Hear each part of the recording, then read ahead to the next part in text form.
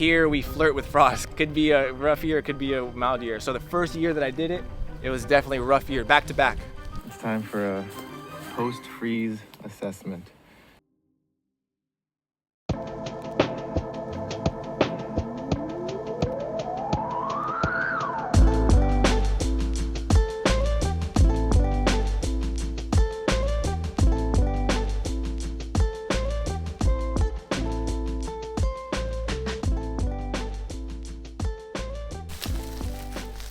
It's crazy. This is the soil that Kev is creating here with his agroforestry. On some days, I feel like a conservationist.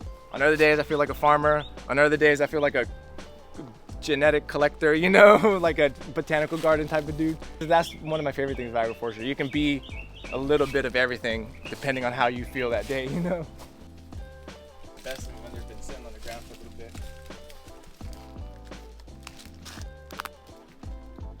So this is a tropical persimmon.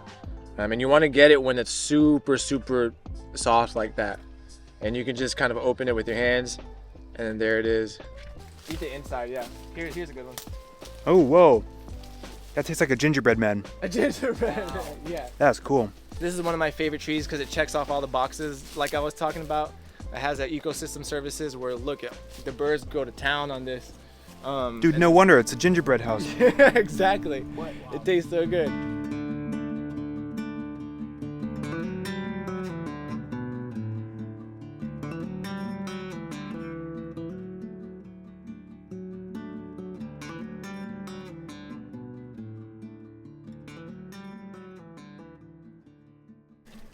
Here at Kev's place, got some epic tree line action happening, super diverse, lots of really nice pioneer species. You're first very experimental in agroforestry, and then you refine things. That's kind of like stage 2.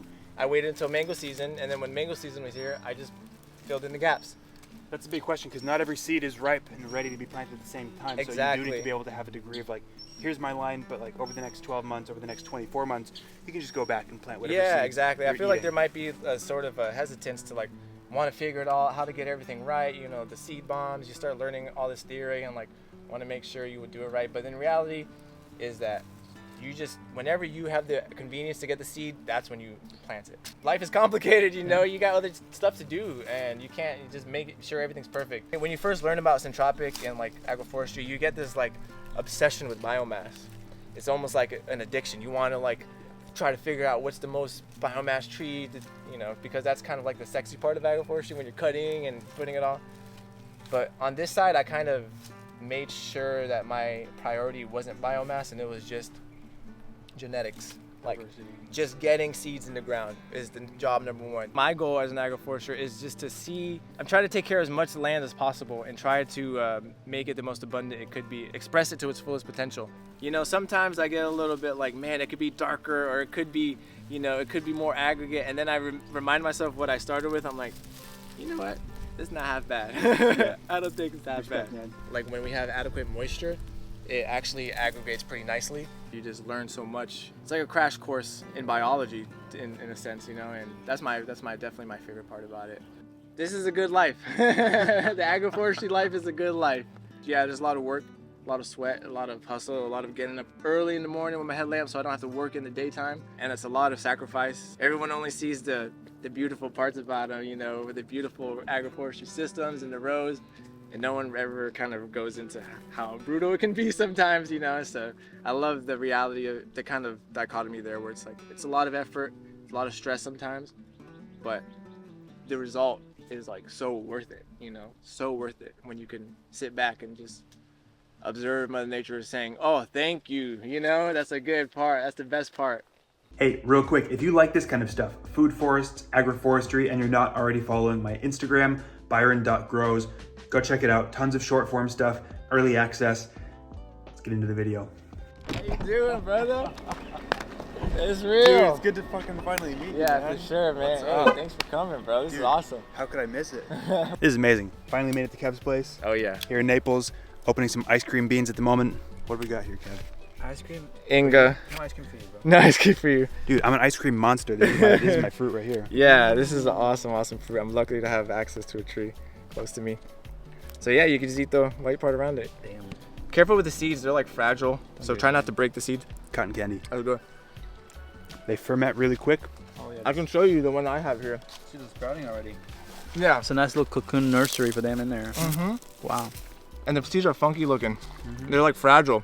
So you gotta plant them ASAP. You can't like store these. Not durable at all. In Brazil, they had the engajimetro, which is like, it's the whole bean pod is like a meter long. So that's what I had. Right. Brown. Yeah. So super functional trees. They're a little bit tough to get going here in my site because it's a lot drier than it would want to be.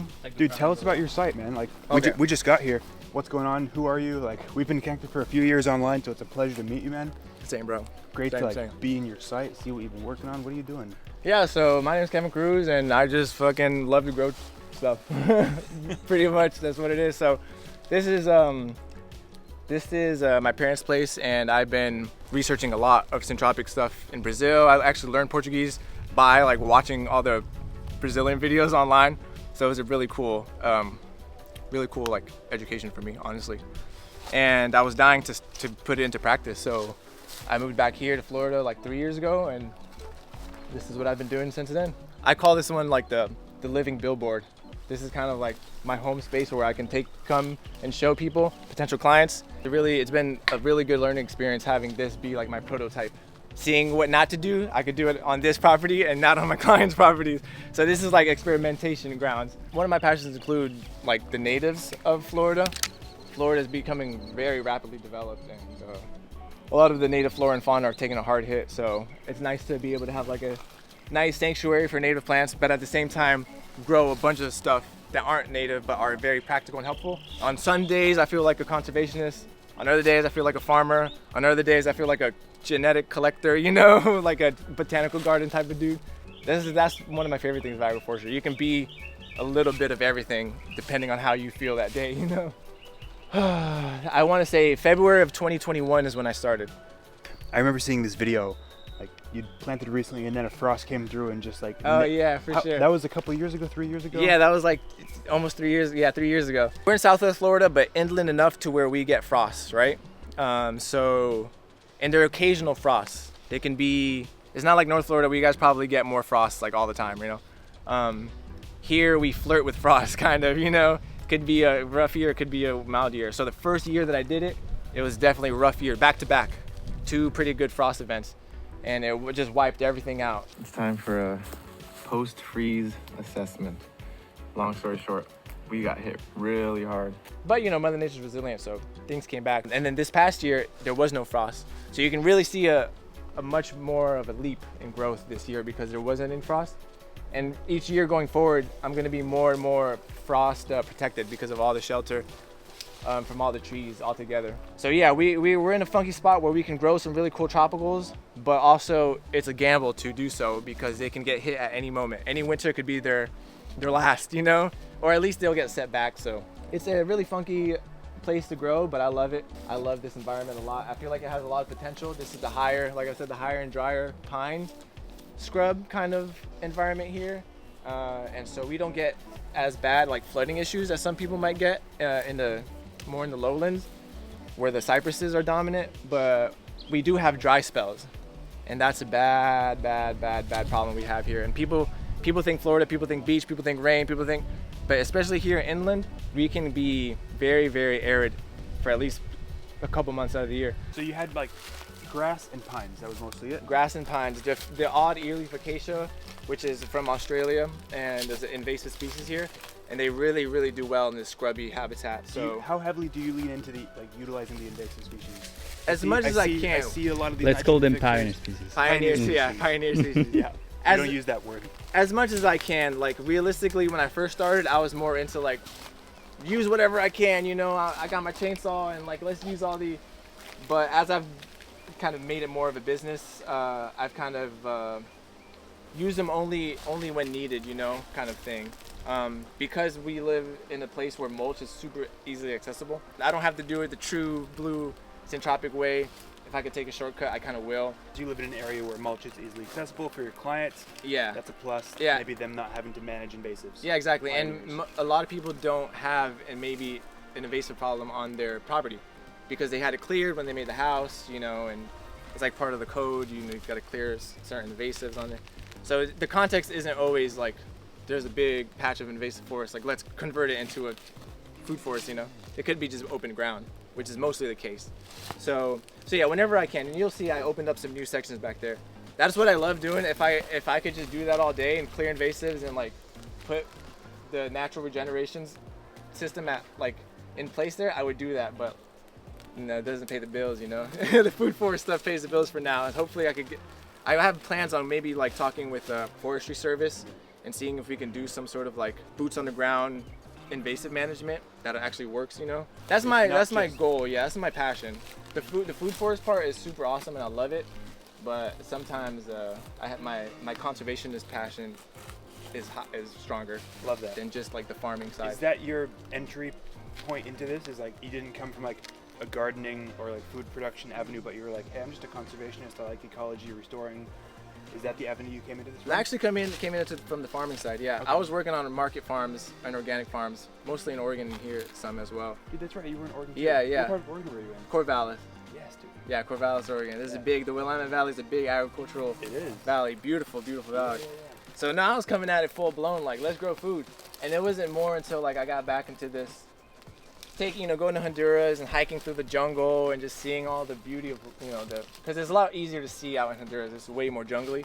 Here is a little bit like, it could be a little bit scrubby here. A little scrubby for sure. But when I started to go and take more hikes around here and saw the real potential of what this place must have looked like, thousands of years ago, that's what really intrigued me. Like, man, I want to unlock that again. Like, I want to see what Florida was like. Because Florida has a really tough history when it comes to like development and like. Talk about that. Well, yeah, it's really a big issue with anywhere in the U.S., but mainly here in Florida because of the just to push. It was one of the South Florida was like one of the last places to get like developed because it was all swamps before, and so we dug the ditches, we dug the canals. Not super appealing to like dive into the swamp. Yeah, exactly. And it's not like a lush valley where people obviously that's the first place you want to go is like lush valleys, and where you can swamps with jaguars. Crocodile. Yeah, exactly. It's not very. Maybe not. Until we had enough technology to make so we've been cross-sectioning Florida for the past couple hundred years, and like really altering the native hydrology more than anything here in Florida. The hydrology specifically because you can't live on water, so people don't want water on the thing, whereas the Everglades used to be nothing but water, for the most part. So it's draining that. Yeah, so it's draining that and forcing the hydro water to push out to the coast. So we've been having a lot of issues, red tide. There's a lot of issues land-wise here in Florida. I kind of wanted it to be an oasis. It's a beautiful, super beautiful biome here. It's a very unique biome. Not a lot of places in the world like it. So as much as we can restore it, then I want to, Yeah. Cool. And I want to grow food along the way as well. Yeah, cool. Because why not? That's where those two things meet, man. Is like ecological conservation and like producing food for family, community, agroforestry. Exactly. And I think this is it. I mean, you can see it. Let's go. Take people here for the first time, but specifically when little children walk in here, they're like so innocent, like they're so inspired by so many things and like kids captivated, So you bring kids through here and like they see what's going on. Yeah, they just a big part of it is also like the next generation to hopefully have examples of like, oh wow, this is possible, Yeah. And to see most people have an awesome reaction to it, but the kids definitely always do. Hey, if you like this kind of stuff, food forests, agroforestry, especially if you're interested in syntropic agroforestry, I've just posted a free training. It's free, 3 hours long, everything you need to know to get started, and everything that I've spent the last 5 years or so learning myself, and I wish I knew when I started. So go check it out. It's on the Food Forest family. It's a free platform on School. See you in there. Back to the video. Here at Kev's place, got some epic tree line action happening, super diverse, lots of really nice pioneer species. This is what you were just saying, is where you refine, like, you're first very experimental in agroforestry, and then you refine things. That's kind of like stage 2. This is where you were doing that. Can you speak to that? Yeah, for sure. So this whole side I did after I did that side. So that side was the very first kind of like throw everything at the wall, see what sticks. What changed? Yeah, just kind of streamlining it, knowing to have faith in seeds. It was a big one. Have faith in seeds. Yeah, have faith in seeds, because when you first start, it's a little like, especially when you're used to market gardening and like used to putting everything in the cell trays and making sure you take care of them. It's hard to change that mindset to be like, fuck it, we're just gonna put everything everything on the bed itself. Like, just throw the seeds in there. Yeah. So I think on this side, I kind of really dove deep into that mindset and really wasn't afraid to plant seeds. You know, to be honest, that was the biggest thing. And just to have faith in succession and have faith when everything's very young and all looking the same, it could be a little daunting. You know, to be like, okay, how am I gonna manage this? But yeah, you slowly chip away at it, and then this is the result. And that's kind of the main thing that I really did was have faith in planting seeds. Don't be scared to plant seeds. You know, I still did it kind of a willy-nilly style because that's just kind of how I like to do things. But it was a tad bit refined, and that helps. Rather than just planting everything from little starts, you're saying there's a leg up when you plant things directly from seed in the line. Yeah, I've seen that, especially if you plant them kind of densely and then choose the best one. This is what I did. I just sort of took it a block at a time, a chunk at a time, and depending on what's in season, I just collect a bunch of seeds and then plant. Wow. And this is beautiful. I mean, you got some beautiful bananas coming out just right now at the end of winter. Yeah, exactly. Everything looks really lush in here. So that's another thing you have to consider when you're doing no irrigation systems. You can't. If I see a banana getting ready to mature in October, that's done. I'm culling it immediately. I can't risk a dry, cold winter with a no irrigation. You have to really manage your expectations when you do no irrigation, especially on a dry site like mine. Like, if you don't manage to having the bananas set in the summer, then you might be disappointed with kind of skimpy racks, cold damage. That's another trial I'm doing, which ones could handle cold. Yeah. Because this one is a beautiful blue Java, but it does not have cold tolerance at all. We had a few cold days this winter. It wasn't even that bad. And these got cold damage on them. But what you're talking about is really interesting because it's like seasonally changing the function of the banana. Certain time of year, it's an edible thing. Other time of year, it's primarily a support thing. Yes, exactly. That's the ultimate flexibility that you have with agroforestry, which is my favorite part. And that's another big thing, like I said, with no irrigation. You kind of have to manage your expectations and make sure you give the plants what they need at the time that they need it, you know? So. And that comes from just experimenting. That just comes from experimenting. You can't just like know that from a book. Yeah, no, for sure. You have to be with these plants day by day and see what they need. See, every plant needs something different. So you kind of just have to, you know, be there with them and guide them along. And they'll tell you. They talk to you know. They'll talk to you. Yeah, they let you know what they need for sure.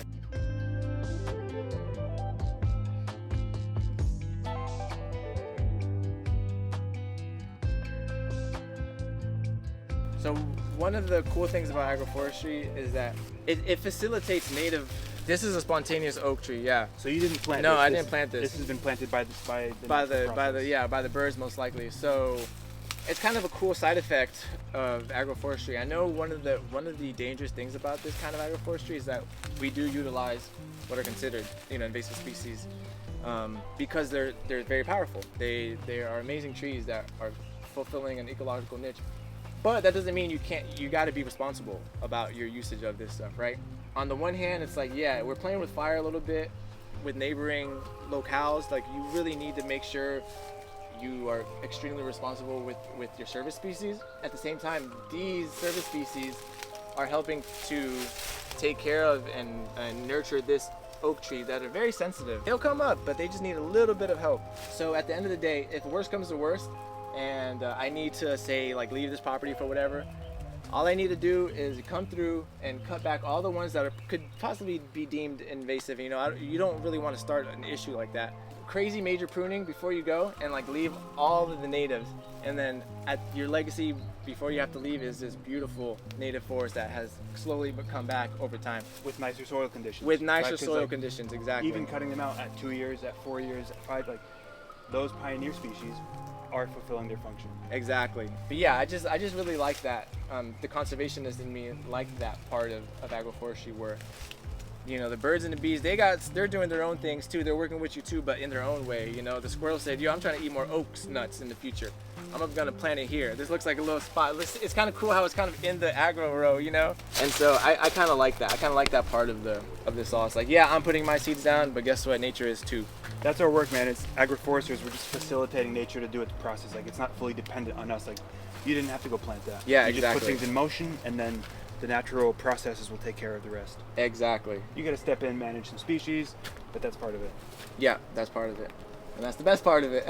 I was born in the States, but my family's from Honduras, and we bought some property out there. It wasn't until recently when I started learning about agroforestry and just land regeneration, wanted to take care of the land and whatnot, that I became more involved in that land. Prior, we were just kind of renting it out to our family members so that they can grow their corns and beans and stuff. So they would do, like, you know, slash and burn and kind of prepare the fields the way they always do. And then I kind of stepped in and started managing the land. And so we've been going for, I think 2020 was like when I first started being more serious about there. And we've just been doing like a slow natural regeneration. We've been planting some seeds, but I've been seeing that it's much better and much more efficient to just let the natural seed bank come up and select species from there, because we can get away with it in Honduras. It's a little harder to do that here, like I said, because we're pretty scrubby here. We need to add a lot of seeds here. But in Honduras, definitely, it's a cool way to do it, just by letting nature come up and you're choosing what stays, you know. So yeah, it would be awesome to have you out at one point. Oh, it'll happen, man. That'd be No super doubt. cool. Yeah. Because it's cool. As much as I love this, Honduras is you know, you've been to Costa Rica. It's a different vibe when it's more jungly. Yeah. But yeah, and I also work with my friend out in Honduras. He's in more like pretty close to me. His name's Luis, and he already has done things for the local schools there to bring the kids out, do like a environmental education type of thing. I don't know if you could do links on the videos, but we could put a link for his GoFundMe.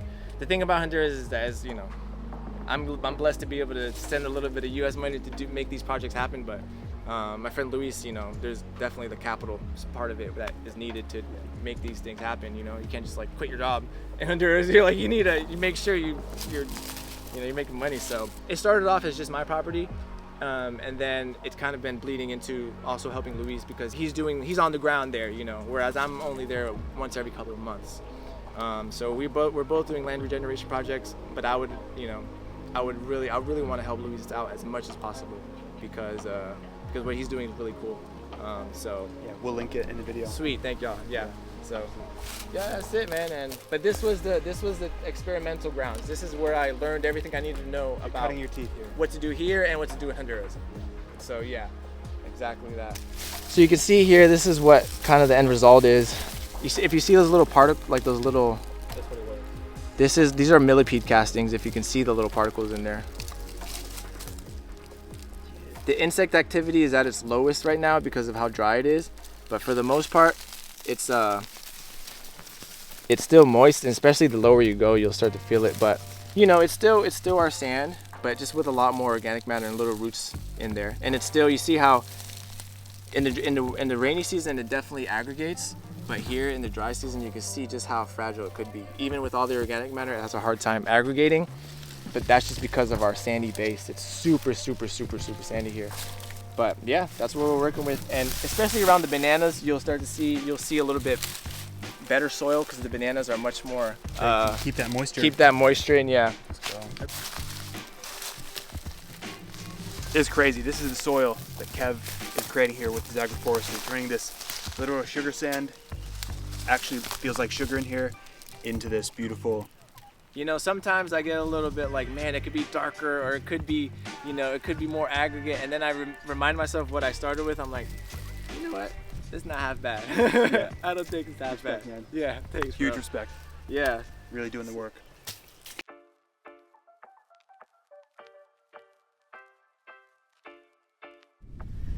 So here at one of Kev's clients' place. Yeah, this is the banana farm. This is Mary's property. You've been working here for how long, Kev? About a year now, I think. Last March, I think, is when I started. So a year and some change. See what we see. So yeah, let's come in. This is what an agroforestry system could look like when it gets blessed with irrigation every day. Whoa, this is cool. So this is, you know, we're getting more into like, what does it look like to be a production farm kind of thing? Not just kind of like what my backyard was, which is more like, I like to think of my backyard almost as like the primary succession farm. Like that was the pioneer species, and then it kind of led me into something like this. And thankfully, Mary lets me be my crazy self and like do a lot of experiments in here as well. So it's beautiful because you don't need irrigation, right? But if you have irrigation, you're able to sort of make the results that much faster, especially like I said in this sort of a dryish part of Florida. This is the farming part of it. This is what really feeds my soul when it comes to producing food. We have tons of different varieties, and this was part of the business model thing that we didn't really talk about. I'm able to utilize the bananas and sell them online. I have like a website and I sell on Etsy as well. So the e-commerce side of things really, as an agroforester, you can really kind of take advantage of that, you know, because a lot of these varieties not everyone has, and when they do have them, they only have them for a limited time because banana corms could be a little bit tricky to grow. It takes some time to do so. So really stoked to be a part of this project because Miri is gracious enough to, you know, have me do kind of like what I want to do. And she doesn't have to do any of the work, but she reaps a lot of the benefits of it. And so do I. So it's very, just like everything else at Syntropic, it's very symbiotic. And I love that part of the client relationship, is having it be a symbiotic relationship. I love that fact of it. I feel like me and Miri have a very symbiotic relationship, and this whole system is the definition of a symbiotic relationship.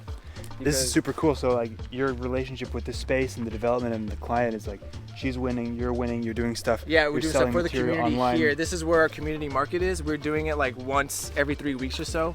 We were thinking of taking a break for the summer, but the people are demanding it. Like, I think we're gonna keep going. So this is where you're bringing this education into the community. Yes, correct. We do the workshops here because there's a lot more to sort of show. I'm just gonna show this pruning because this is interesting. Oh yeah, so definitely we utilize Moringa a lot here because of the dry conditions that we have. You saw the sugar sand, right, at my site. So the Moringa is excellent for that, for the sugar sand, because it has a tuberous taproot that stores water and nutrients. So it can get through periods of really high intense drought. So the Moringa is definitely one of our good friends here, our ally in the agroforestry systems here. And what else have we got? We got some citrus right here. We got some citrus that isn't doing too hot. So the story behind this planting was that someone else designed and installed it for her, but he had to leave Florida, and so Miri was like left with the pretty cool, amazing food forest. Like, it was, you know, had all the bases covered. And so a lot of these species, it was just kind of like on the whim. Citrus does have a hard time growing here in South Florida. So we're gonna see, kind of as an experiment, what an agroforestry system can do for maybe helping citrus. But to be honest, I personally don't really like working with citrus because it's kind of a lost cause here in South Florida. But I know there are people working on it. And so maybe we could bring it back and revive it, but it's definitely hard to work with. But anyways, I like mangoes more than citrus. Yeah, anyways. exactly. And I see some mangoes over here. Yeah, for sure. I think we should definitely highlight this tree though. Look, this is the Jamaican cherry right here. This is a Moringa, and it really has been playing a super amazing role as a primary succession species here. Look, you can get, it's loaded with fruit right now too. Here, let me see if I can find the right one. I don't know if you guys have tried these, the cotton candy fruit. Is it? Here, eat this one. The red one? Cotton candy fruit. They call it Jamaican cherry. Here's a good one. Oh, whoa. That tastes like a gingerbread man. A gingerbread, yeah. That's cool. So this is a really good wildlife tree as well. This is one of my favorite trees because it checks off all the boxes like I was talking about. It has that ecosystem services where, look, the birds go to town on this. Dude, no wonder it's a gingerbread house. Exactly. Wow. It tastes so good. But it also produces lots of biomass, and it grows, you know, it has a really nice growth habit. So can't say enough good things about the Jamaican cherry. I want to work with this species a lot more because it's just an awesome species. So yeah, this has definitely been helping create conditions for all. And look, you can see the banana rack here. You can just see how much this little microclimate has helped this Namwal banana just put on a monster rack. I suggested this idea to Miri, and she was like, you know what, let's go for it. So we got lots and lots of mulch, and just absolutely dumped it in the in-between rows, because we just didn't want to deal with grass. Like I said, when it comes to working with clients, some clients want the easy way out, and as an agroforester, sometimes I do too, you know. I don't want to be chopping grass every other day, you know. What was once just like kind of degraded pasture kind of grass is now turning into into soil eventually. And with the constant irrigation, the processes are much faster. Yeah, this is definitely resilient right here. So much moisture in this system, and access to mulch just makes a big difference. You know, the reality is that we want to expedite the processes as fast as possible. And if you and your client are on board with bringing all that fertility all at once, then so be it. You know, it definitely gets everything going way faster than it would. It's a little bit less on me as the person who's doing the labor, and it gives results a lot faster. So again, super blessed to be in a place where there's so many tree service companies here. People love getting their palms clean. A lot of people keep their properties tidy. So we kind of get the benefit of being able to divert some of that what would be, you know, waste to producing food. Is there another one? Yeah, this is a Florida adapted peach tree. I'm not sure exactly what the variety is. The animals are starting to get to them, so we gotta definitely pick them. They're small, but they're delicious. You know, they're not gonna be like Georgia peaches, but they're definitely. It's cool to just even have a peach in Southwest Florida. So I'll take it. Super good. And then look, right here right next to it is a pineapple. And bananas. Come on. So yeah, you can't beat that combo. So this is a part of it that I really love. You know, that at my place where there's no irrigation, like I said, you got to manage those expectations. Those kinds of things might be down the 5-year mark, 6-year mark to be, you know, feeling like this. But we can get away with the combination of organic matter and constant water. We can sort of jump that, you know, and be there in a year. And you're planting these from seed? No, these are specifically adapted to Florida, so they're grafted. Okay. These are grafted trees you get at the nurseries for sure. Any of the peaches, yeah, there are certain trees. Is it not common for, because like in New Zealand, everyone's planting, not everyone, but a lot of agroforestry folks are planting peaches from seed because they begin fruiting in like 3-4 years. Yeah, exactly. But the thing is that the climate here is specifically harsh against peaches. There's no chill hours. So it needs to be even more reason to plant all the seeds. Now there's a good point in that. Yes, exactly. So that is a big part of the experimentation between this property and my property, is the importance of mixing up the gene pool and figuring out what's going to be the next break. How do you think they got this Florida adapted peach? Planting seeds. By planting seeds. In my mind, every one of these seeds should be in the ground here. Yeah, and that's true, and that's something that go put it in the ground. It's a little warm in that one. Better than mango to me. Okay.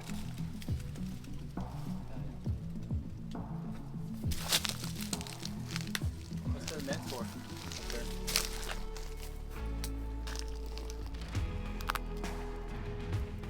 Perfect papaya. This is a beautiful papaya. We grow a lot of papayas as a first year cropper as well. It grows really fast. We do have an issue with the papaya fruit fly. That's why they're bagged, because it's a pretty rampant bug out here that deposits its eggs in the young papaya fruit. So we have to bag it. But it's so worth it. Having papaya is it's just like, when it comes to agroforestry, having your, you know, the bases covered with the papaya bananas in the beginning, like, you really can't go wrong with it. A lot of calories, a lot of food with not a lot of effort. So we love papaya around here. It's starting to get phased out eventually. It'll get phased out eventually as well. But for now, we're gonna definitely take advantage of the papayas, and also plant more at the new area down there that we're gonna plant. So yeah, papaya helping to create conditions for the other trees, and eventually we'll get phased out. But we love every second of it while we can have it. Love it. And there was no water. Really? You never know though. Yeah. I've been this. Yeah. I'm not gonna do anything special with the seeds. I'm just gonna throw them over there. You're just saying the benefit of having irrigation is like you can just pop them anywhere. Yeah, anywhere, because we have overhead irrigation kind of running a lot, you know. So you could just literally toss these anywhere, and they'll come up out of the mulch. It's a really cool sensation to just like toss something behind your back and be like, that's probably gonna grow, whether we like it or not. If you're enjoying this video, you've made it this far, I've got something you might really enjoy. I've started this community of practice for food forest people who are actively doing or working on their food forests or their syntropic agroforestry, a place to learn more. Surround yourself with people who look like you, who smell like you, who are doing the same kind of things as you. We meet together multiple times a week for kind of group consulting and just brainstorming ideas, seeing what other experts around the world are doing. We get guest experts in, and basically it's a place multiple times per week to engage with the community on live calls. Food Forest Fellowship. We'd love to see you in there. Back to the video.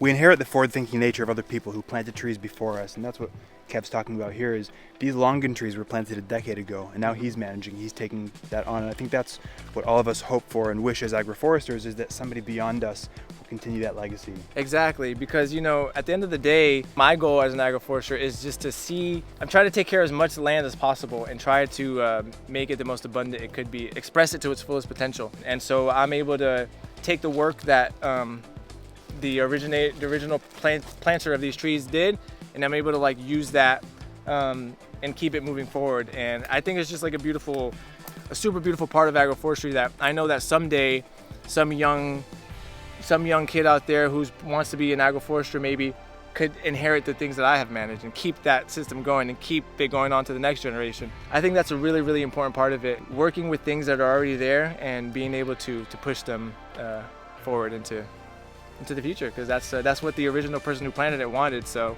it's nice. It's kind of like working together through time. Somebody I'd never even met in my life, and he did me a solid by planting these trees. So I hope to do future generations a solid as well by planting more and taking care of the ones that are already here. So yeah, gonna be swimming in longan soon enough, as you can see. Beautiful. It's a bumper crop this year. That's every agroforester's dream. Yep. Have another succession of agroforestry, inclined people coming in behind. It's like the pioneer species, Exactly. Right? That's what we're doing. We're just pioneering agroforestry.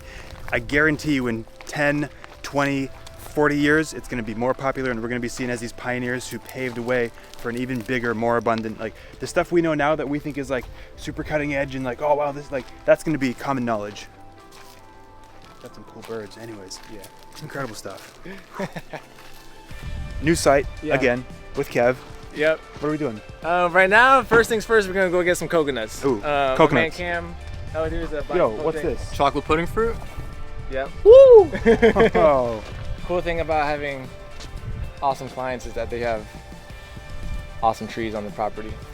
And yeah, this is the best height. Well, because of the size, that's where this is the pod. So this is a tropical persimmon. And you want to get it when it's super, super soft like that.